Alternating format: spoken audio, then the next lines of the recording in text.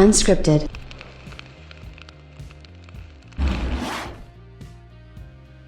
It's an extremely brisk day here in Florida today, and I gotta say, I'm in an extremely good mood, and this rarely happens, to be honest with you. I gotta say, lately, I've been kind of in a weird sort of mood where I'm kind of grumpy and things like that, but today, just gotta say, I'm in a heck of a mood, and I think it's thanks to a lot of the good news that's coming out, also in addition to a lot of the information that we're getting specifically for the PlayStation 5 and exactly what it's going to be doing. And not only that, but we got confirmation of stuff finally that ends the FUD altogether. Like, I've never seen, I don't even think the Xbox One had this much FUD going against it, where people were claiming this and that and the other thing about it that as the PlayStation 5. And I honestly do not understand it. Like, this machine looks built for the future. It looks built to be like this future-proof type of machine. It's got some great components. It has some great thoughts and effort behind it. It also offers quite a few upgrades over things that the Xbox Series X is doing. I'm not saying it's more powerful. I'm saying it's doing things and has things that the Xbox Series X doesn't have, yet people keep taking a dump on it like it's like the worst console ever or it's the weakest console ever. Like, perfect point of example, right? People were making fun of the upscaled 4K or fake 4K that, some Ubisoft games are going to have on the PlayStation 5, right? Oh, you got to use dynamic resolution. It's weak, right? Listen, we just got from Digital Foundry today, and this isn't what this video is about. I just thought this was hilarious and wanted to talk about it. So Digital Foundry ran Gears of War 5, which is a last-gen game. Now think about this. On the Xbox Series X, it's running dynamic resolution as low as 1080p. As low as 1080p. Most of the time it's running 1700p, 60 frames per second. So it's dynamic resolution. This is not the 120 frames, mind you. This is like, the single player portion, all that kind of stuff. It can get as low as 1080p, and this is the 60 frames. The Series S drops as low as 720p. 720p, folks. Listen, I don't particularly care about resolution, but in 2020, to be playing something at 720p, I think that's going to be quite noticeable if you happen to have even a lower end 4K TV and, going to 720p or whatever. The Series S is going to be a real problem down the line, and I just think that a lot of people aren't ready for it. So, yeah, again, anybody that was running the narrative that the PlayStation 5 was weak because it had to use dynamic resolution, hell, the Xbox Series X has to use dynamic resolution on their own first-party last-gen game. Yeah, that's not a good sign, folks. With that being said, I want to get into exactly what's going on and what I wanted to talk about, because this is really cool stuff. Let's get this out of the way first. What's up, everybody? Crapgamer here with Crapgamer Reviews, back with another video. Thank you so much for checking it out. I really do appreciate it. Please like, share, subscribe. I would appreciate that as well. It helps out the channel, and it means a lot to me personally. If you're looking for a way to help out a dog crap channel like my own, a little small pissant channel, I think the best way to do that is to simply go ahead and like the video. That means everything to me. Please like the video, and if you want to take a minute to consider subscribing, you can do that as well.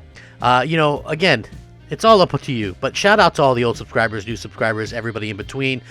There is no channel without you guys and your support, so thank you very much. With that being said, God of War Ragnarok is coming in 2021. A lot of people don't think it is, but I honestly think that Sony wouldn't have put that date there if they didn't think that it was going to come out next year. Now, here's the thing. Anything can get delayed. I understand we're in a global pandemic, but with that being said, Sony's been very careful not to put years on their game trailers lately. And they already had Horizon and Gran Turismo and Ratchet and Clank for next year as well, plus some other things as well, possibly even Final Fantasy 16. So why would they even put a 2021 on there? They could have just put coming soon or something. So the fact that they put 2021 really means something. Now, according to this, God of War Ragnarok will be on PS5, will be a Game of the Year candidate in 2021, according to one of Sony Santa Monica Studios game testers. Ever since the announcement of the sequel back in September during the PS5 showcase, Hype levels for God of War Ragnarok have been extremely high, and Sony only showed off the game's logo accompanied by the iconic voice of Kratos. And fans have been really, really excited for this, myself included. The first one was my absolute game of the generation. Absolutely incredible. Now, there's a game tester and UI designer at Sony Santa Monica Studios. Sammy has now turned up the hype even more, saying that Gears Ragnarok team is working on something special and crazy, and the fans should get ready for next year's Game of the Year. He says, and I quote, "Playing God of War 2018 feels surreal now. Back then, I never thought I would be in a game development in any form. We're working on something special and crazy. It's time to get ready for Game of the Year 2021. It's quite a boast from a game tester. Then again, 2018's God of War won various Game of the Year awards at the Game Awards, beating several high-profile titles, including Red Dead Redemption 2, Spider-Man, Assassin's Creed Odyssey, Celeste, and Monster Hunter World.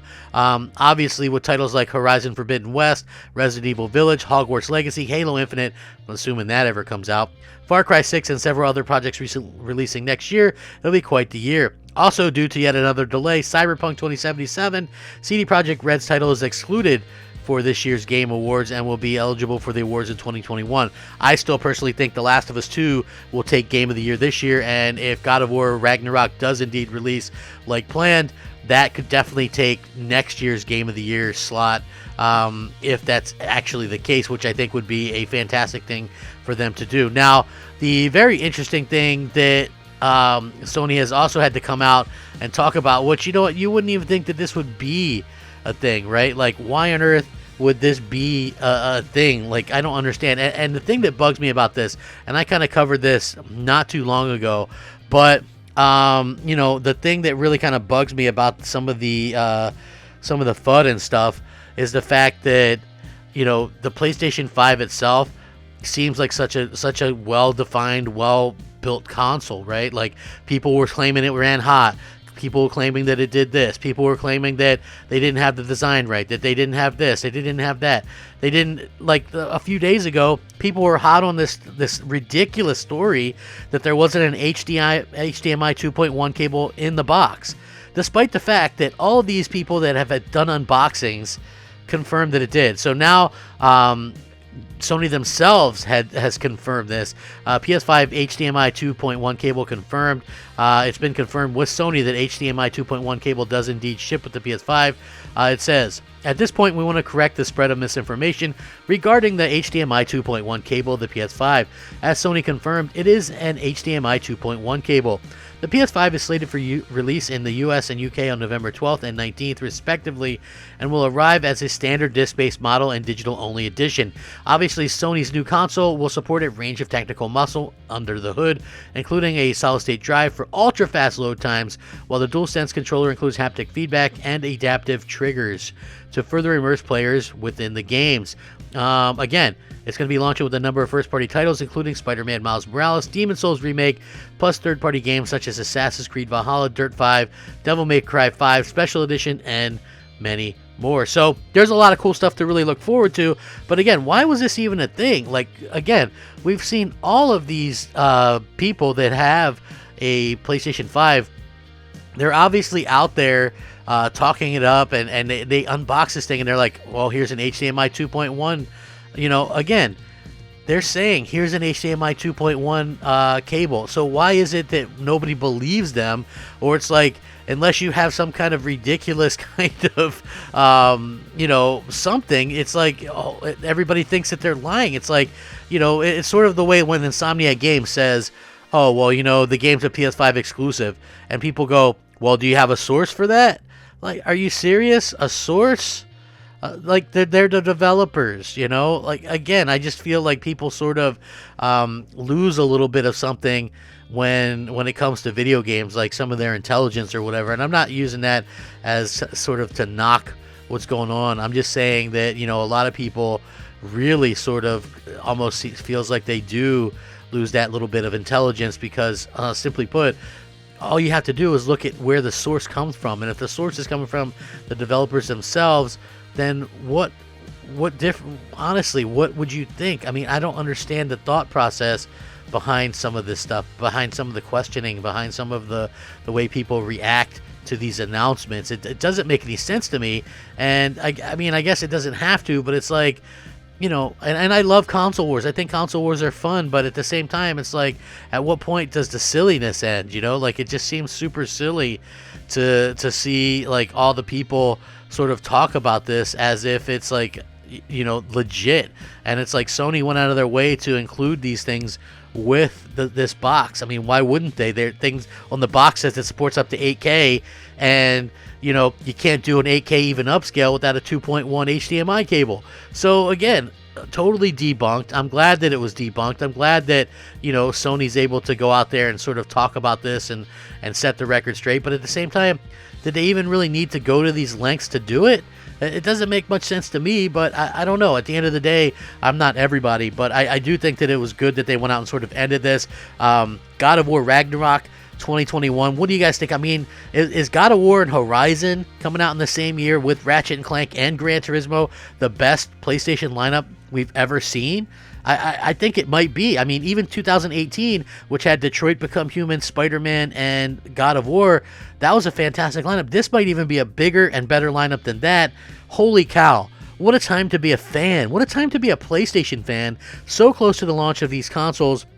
I absolutely cannot wait. I am just super over the moon and excited about this stuff. Please let me know what you think. I will link this all in the description below. You can feel free to peruse it at your own leisure and check it out. Thank you for spending time with me on one of my videos today. Please stay safe, happy, and healthy, and take care of each other. Game on, my friends. Game on. Rack 'em up. Crapgamer, out. Unscripted.